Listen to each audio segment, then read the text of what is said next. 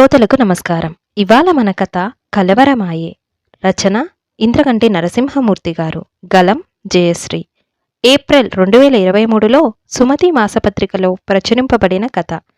బహుమతి పొందిన హాస్య కథ. ఇక కథలోకి వెళితే, ఉదయం 8 గంటలైనా భర్త బెడ్రూమ్ వదిలి బయటకు రాకపోవడంతో ఈయనగారు పడగ్గదిలో ఏం చేస్తున్నారో అనుకుంటూ బెడ్రూమ్ తలుపు తోసి లోపలి దృశ్యం చూసి అవాక్కయింది సుహాసిని. భర్త వెంకటేష్ గుండెలు బాదుకుంటున్నాడు, జుట్టు పీక్కుంటున్నాడు, తలను గోడకేసి కొట్టుకుంటున్నాడు. పిచ్చోడిలా ప్రవర్తిస్తున్న పతిదేవుని చూస్తూ కంగారు పడింది భార్యామణి. ఏమైందండి, ఎందుకలా వేదనతో వ్యధ చెందుతున్నారు? అడిగింది సతీమణి. ఏం చెప్పను నా బాధ, ఎలా చెప్పను నా వ్యధ? గద్గద స్వరంతో అన్నాడు వెంకటేష్. మన మాతృభాష తెలుగులో చక్కగా చెప్పండి, సావధానంగా వింటాను అంది సుహాసిని. ఏం మాట్లాడకుండా మిడిగుడ్లేసుకొని చూస్తున్న శ్రీవారిని చూసి జాలిపడింది. నాకు తెల్లవారుజామున కల వచ్చింది. నాకు ఉద్యోగం పోయినట్టు, మామగారు నన్ను ఇంట్లోంచి తరిమేసినట్టు, నేను బిచ్చమెత్తుకుంటున్నట్టు. అబ్బా చెప్పలేను, తలుచుకుంటే భయమేస్తోంది అన్నాడు వెంకటేష్ ఏడుపు ముఖంతో. మీ ఉద్యోగం ఎందుకు పోతుందండి? మీరు మంచి పనిమంతులు, ఉదయం నుండి సాయంకాలం దాకా పనిచేస్తారు కదా సందేహించింది సుహాసిని. ఏమో, ఏం చెప్పను, రోజులు బాగోలేకపోతే తాడే పామే కరుస్తుంది. ఈ మధ్య నాకిచ్చిన ప్రాజెక్ట్ సకాలంలో పూర్తి చేయలేకపోయాను. వారం రోజుల ఆలస్యంగా పూర్తి చేశాను. అందుకు కోపగించిన మా జీఎం నన్ను ఉద్యోగంలోంచి పీకేసినా పీకేయగలడు. నా పనైపోయింది. నేను రోడ్డున పడతాను బాధపడుతూ చెప్పాడు వెంకటేష్. ఓస్, ఈ మాత్రానికే బాధపడుతున్నారా? మీకీ ఉద్యోగం పోవడం మన మంచికేనండి ఆనందంగా చెబుతున్న భార్య వైపు ఆశ్చర్యంగా చూశాడు భర్త. అవునండి, ఈ మధ్య పేపర్లో నేను మహిళా వ్యాపారవేత్త అనుభవాలు చదివాను. భర్తకు ఉద్యోగం పోయి బిచ్చమెత్తుకునే స్థితి వచ్చింది. ఆ సమయంలో అతని భార్య పుస్తల తాకట్టు పెట్టి వచ్చిన డబ్బుతో చిన్న వ్యాపారం ప్రారంభిస్తుంది. ఆ వ్యాపారం అంతై ఇంతై ఎంతో పెరిగి ఆమె కుబేరురాలవుతుంది. ఆమె భర్త భార్య దగ్గరే పనివాడుగా ఉంటాడు. మీకీ ఉద్యోగం పోగానే నేను కూడా నా పుస్తలు తాకట్టు పెట్టి వచ్చిన డబ్బుతో బిజినెస్ స్టార్ట్ చేస్తా. అంబానీ అదానీలను మించిపోతా. మీరు నా దగ్గర పనిచేద్దురుగాని ఉత్సాహంగా చెప్పింది సుహాసిని. నువ్వు ఇంటర్ చదివావు, బిజినెస్ చేయగలవా? సందేహం వెంకటేష్ది. అయ్యో, అదే అసలు పాయింటు. నేను చెప్పిన మహిళ కూడా ఇంటర్ దగ్గరే చదువు ఆపేసింది. బిజినెస్కు చదువుకు సంబంధం లేదు వివరించింది సుహాసిని. మీ నాన్న కోటీశ్వరుడు కదా, పెట్టుబడికి ఆయన దగ్గర డబ్బు తీసుకోవచ్చు కదా, పుస్తలు తాకట్టు పెట్టాలా అంటూ బుర్రగొక్కున్నాడు వెంకటేష్. మా నాన్న పాలసీ మీకు ఇదివరకే చెప్పారు కదా, ఆయన దగ్గర నుండి పైసా కూడా మన వరకు రాదు. మన బ్రతుకు మనం బ్రతకాల్సిందే. మీరు ఇల్లరికం వచ్చారు గనక ఈ ఇంట్లో మా అమ్మా నాన్నలతో ఉండనిస్తున్నారు. ప్రతి నెలా ఖర్చులకు 25,000 మీ దగ్గర నుండి పుచ్చుకుంటున్నారు కూడా. ఇంకా మీకు మామగారు ఆస్తి మీద ఆశ చావలేదా అడిగింది సుహాసిని. నీళ్లు నమిలాడు వెంకటేష్. లేవండి లేవండి, హుషారుగా ఆఫీస్కెళ్ళండి, ఊస్టింగ్ ఆర్డర్స్తో దర్జాగా ఇంటికి రండి జాలీగా చెప్పింది సుహాసిని. ముఖం ముడుచుకొని కాలకృత్యాలకు లేచాడు వెంకటేష్. గంట తర్వాత ఆఫీస్కి బయలుదేరాడు. మరో గంటకు ఆఫీస్కి చేరుకున్నాడు. తన సీట్లో కూర్చోబోతుంటే జనరల్ మేనేజర్ నుండి పిలుపు. కల గుర్తొచ్చింది, ఏడుపు తన్నుకొచ్చింది. బీపీ పెరుగుతుంటే భయపడుతూ జీఎం క్యాబిన్లో అడుగుపెట్టాడు. హలో వెంకటేష్, నీ గుడ్ న్యూస్. నీ పనితీరు బేషుగ్గా ఉంది. నీ ప్రతిభకు గుర్తింపు వచ్చింది. నిన్ను గ్రూప్ లీడర్గా ప్రమోట్ చేస్తున్నాం. ఇవిగో ఆర్డర్స్, స్వయంగా ఇద్దామని పిలిచాను. కంగ్రాట్స్ అంటూ ప్రమోషన్ ఆర్డర్స్ చేతికిచ్చాడు జీఎం. సంతోషంతో ఉబ్బిపోయాడు వెంకటేష్.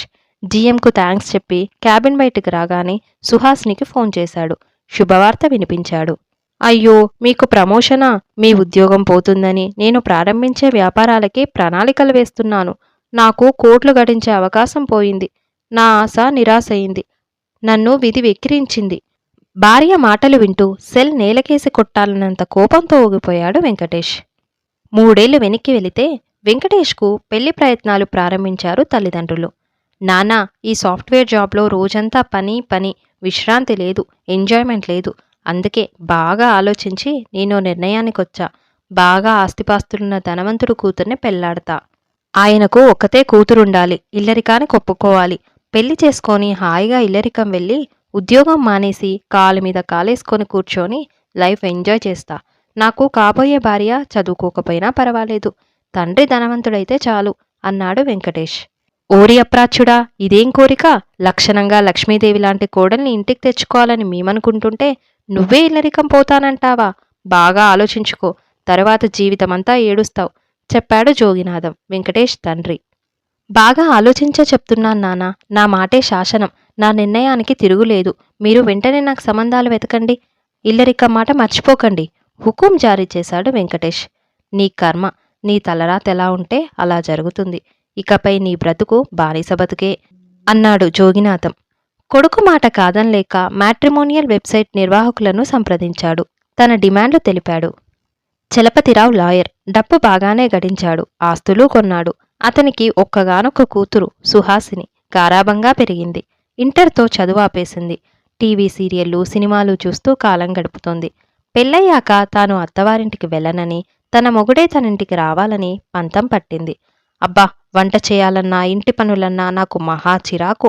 మనింట్లో అమ్మ చేసి పెడుతుంటే తిని కూర్చొని ఎంజాయ్ చేస్తున్నా. ఈ సుఖం అత్తారింట్లో ఎక్కడుంటుంది? అందుకే ఇల్లరికం వచ్చే అల్లుని చూడ్నానా అని కోరింది సుహాసిని. నీకసలే చదువబ్బలేదు, పైగా ఇల్లరికమా? నీ కర్మ. నీకు నచ్చిన పెళ్లికొడుకును వెతకడం నా వల్ల కాదేమో విసుక్కున్నాడు చలపతిరావు. మ్యాట్రిమోనియల్ వెబ్సైట్ నిర్వాహకులను ఆశ్రయించాడు. మా అమ్మాయి అదృష్టవంతురాలు అన్నాడు చలపతి. వెబ్సైట్ నిర్వాహకుల ద్వారా వెంకటేష్ సంబంధం వివరాలు తెలుసుకొని వెంటనే జోగినాథాన్ని సంప్రదించాడు.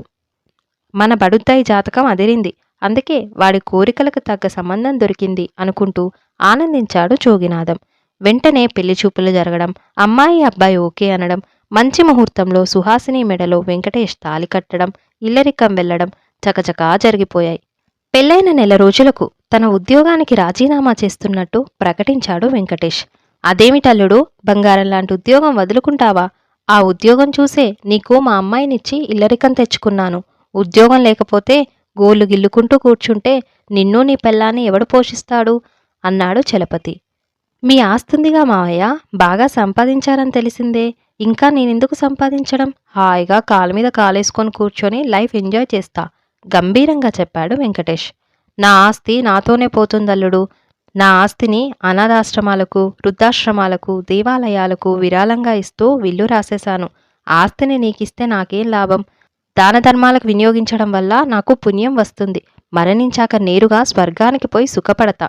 ఈ ఆస్తిలో చిల్లిగవ్వ మీకెవ్వరికీ రాదు. నేను డబ్బు విషయంలో మహా స్ట్రిక్ట్. నువ్వు మా ఇంట్లో ఉన్నంతకాలం నెలకు 25,000 ఖర్చులకిచ్చుకోవాలి. మొదటి నెల మాత్రమే ఫ్రీ సర్వీస్. వచ్చే నెల నుండి నీ ఖర్చులు నువ్వు భరించాల్సిందే నిష్కర్షగా చెప్పాడు చలపతి. మామగారి మాటలు వింటూనే తల తిరుగుతున్నట్టనిపించింది. వెంకటేష్ కనుగుడ్ల నుండి నీరు ప్రవహించింది. తూలిపడబోతుంటే సుహాసిని పట్టుకొని కుర్చీలో కూర్చోబెట్టింది. ప్రమోషన్ వచ్చాక పని మరీ ఎక్కువైందని, విశ్రాంతి లేదని వాపోతున్నాడు వెంకటేష్. ఆ రోజు తెల్లవారుజామున కెవ్వుమని కేక వేస్తూ లేచి కూర్చున్నాడు. ఆ కేకకు ఉలిక్కిపడి లేచింది సుహాసిని. నాకు భయంకరమైన కలొచ్చింది అన్నాడు వెంకటేష్ కళ్ళు నులుముకుంటూ. అంత భయంకరమా? అడిగింది సుహాసిని వెంకటేష్ వెన్ను నుమురుతూ. అవును సుహా, నా కలలో మీ నాన్న ఆస్తి మొత్తం పోగొట్టుకుని బిచ్చమెత్తుకుంటున్నట్టుగా కలొచ్చింది. చిరుగుల చొక్కాతో, బబిరిగడ్డంతో అడుక్కుంటున్న మీ నాన్నను చూస్తుంటే నా గుండె తరుక్కుపోయింది. మనసు విలవిల్లాడింది. కళ్ళు చెమ్మార్చాయి. నోరు పిడచగట్టుకుపోయిందనుకో చెప్పాడు వెంకటేష్. ఓస్, ఆ మాత్రానికే మీకు అన్ని ఫీలింగ్స్ ఎలా వచ్చాయండి? మీరేం కంగారు పడకండి. మా నాన్న లాయర్. ఆయనది క్రిమినల్ మైండ్. ఇతరుల ఆస్తి లాక్కోవడమే గాని ఆయనేం పోగొట్టుకోడు. కళ్ళు మూసుకొని ఆంజనేయ దండకం చదువుకొని పడుకోండి అంటూ ముసుగు తన్నింది సుహాసిని. నిశ్చింతగా పడుకున్న భార్యను చూస్తూ పళ్ళు పటపటా కొరికాడు వెంకటేష్. మర్నాడుదయం బ్రేక్ఫాస్ట్ చేస్తూ తనకొచ్చిన కలను మామగారికి చెప్పాడు. నా కల నిజమైతే ప్రమాదం, ఎందుకైనా మంచిది. మీ ఆస్తి నా పేర రాసేయండి మామగారు అంటూ సలహా ఇచ్చాడు. ఫెల్లున నవ్వాడు చలపతి. అబ్బే, నీదంతా భ్రమ అల్లుడు. నేనే లాయర్ని. నా ఆస్తికేం డోకా లేదు. అవును, ధరలు బాగా పెరుగుతున్నాయి, గమనించావా అడిగాడు లాయర్. అవును మామయ్య, ధరలు విపరీతంగా పెరుగుతున్నాయి. సామాన్యుడు బ్రతకడం కష్టమనిపిస్తోంది గద్గద స్వరంతో స్టేట్మెంట్ ఇచ్చాడు వెంకటేష్. కదా, అందుకే ఈ నెల నుండి నువ్వు ఇంటి ఖర్చులకిస్తున్న మొత్తానికి మరో 10,000 కలుపు అంటూ వాష్ బేసిన్ దగ్గరికి వెళ్ళిపోయాడు చలపతి. వెంకటేష్కి పొలమారింది. భర్త నెత్తిపై చేత్తో కొట్టి మంచినీళ్ళ గ్లాస్ అందించింది సుహాసిని. ఆ రోజు సాయంత్రం ఆఫీస్ నుండి ఇంటికొచ్చిన అల్లుడికి స్వీట్ తినిపించాడు చలపతి.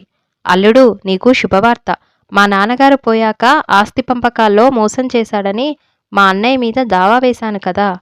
ఇవాళ ఆ కేసు తీర్పు నాకు అనుకూలంగా వచ్చింది. మరో 2 కోట్ల ఆస్తి కలిసొచ్చింది చెప్పాడు చలపతి ముఖంలో ఆనందం తాండవిస్తుండగా. అబ్బో, ఆస్తి కలిసొచ్చిందట ఆస్తి, నాకేమొరిగింది అనుకుంటూ పళ్ళు నూరుతూ మామగారి వైపు కోపంగా చూశాడు వెంకటేష్. ఏవండి, మీకొచ్చిన పీడకలలన్నీ రివర్స్లో మనకు వరాలవుతున్నాయి. ఆ రోజు మీకు ప్రమోషన్ వచ్చింది, ఈరోజు నాన్నగారికి ఆస్తి కలిసొచ్చింది. ఈసారి మన ఇంట్లో బంగారు నగలు, నా పట్టుచీరలు ఎవరో ఎత్తుకుపోయినట్టుగా కలొస్తే బాగున్ను. మనిల్లు బంగారంతో పట్టుచీరలతో నిండిపోతుంది హుషారుగా అంది సుహాసిని. నా కర్మ, నేననుకున్నదొకటి జరుగుతున్నదొకటి అనుకుంటూ సోఫాలో నీరసంగా కూలబడ్డాడు వెంకటేష్. 3 నెలల తరువాత తను నెలతప్పినట్టు భర్త చెవిలో చెప్పి సిగ్గుపడింది సుహాసిని. ఆనందంతో ఉక్కిరిబిక్కిరయ్యాడు వెంకటేష్. సుహాసినిని అపురూపంగా చూసుకోసాగాడు. మరో 6 నెలల తరువాత తెల్లవారుజామున లేచి బోరుమన్నాడు వెంకటేష్. కంగారుగా లేచింది సుహాసిని. మళ్ళీ ఏం కలొచ్చింది అని అడిగింది. ఈ కళ మరీ భయంకరం, నీకు చెబితే భయపడతావు అన్నాడు వెంకటేష్. ఏం పర్వాలేదు చెప్పండి రెట్టించింది సుహాసిని. కలలో నువ్వు నొప్పులతో బాధపడుతుంటే బిడ్డ అడ్డం తిరిగిందని డాక్టర్ పెద్ద ఆపరేషన్ చేసి బిడ్డను బయటికి తీసినట్టు, నువ్వు స్పృహలో లేకపోవడం చూసి నర్సు మన బిడ్డని మాయం చేసినట్టు, మన బిడ్డ కోసం వెతుకుతూ నేను రోడ్ల మీద పిచ్చోడ్లా తిరుగుతున్నట్టు కల వచ్చింది. నాకు భయంగా ఉంది సుహా అంటూ బోరెన విలపించాడు వెంకటేష్. ఆ మాటలు వింటూ కడుపు మీద రాసుకొని అమ్మా అంటూ మెలికెలు తిరగసాగింది సుహాసిని. వెంకటేష్ మామగానే లేపాడు. ఇద్దరూ కలిసి సుహాసినిని కారులో చేర్చారు. కారు వారిని కార్పొరేట్ హాస్పిటల్కి చేర్చింది.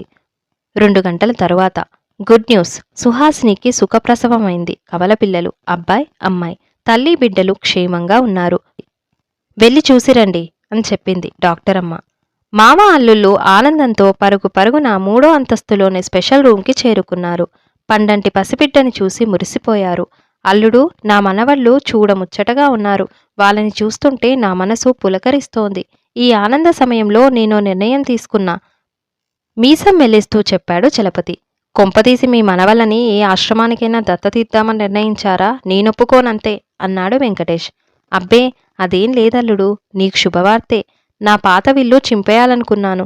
నా ఆస్తి మొత్తం నా మనవలకు చెందేలా విల్లు రాసి ఈరోజే రిజిస్టర్ చేయిస్తా అన్నాడు చలపతి. ఓహో మామా, you are great, I like you అంటూ మామగారి చేయి పట్టుకొని స్టెప్పులేశాడు వెంకటేష్. పిల్లల వైపు భర్త వైపు చూస్తూ మురిసిపోయింది సుహాసిని. ఇంతటితో జయశ్రీ వినిపించిన ఇంద్రగంటి నరసింహమూర్తి గారి కథ కలవరమాయి సమాప్తం. ఈ వీడియో మీకు నచ్చినట్లయితే లైక్ చేయండి, షేర్ చేయండి, ఛానల్ని సబ్స్క్రైబ్ చేయండి. Thank you.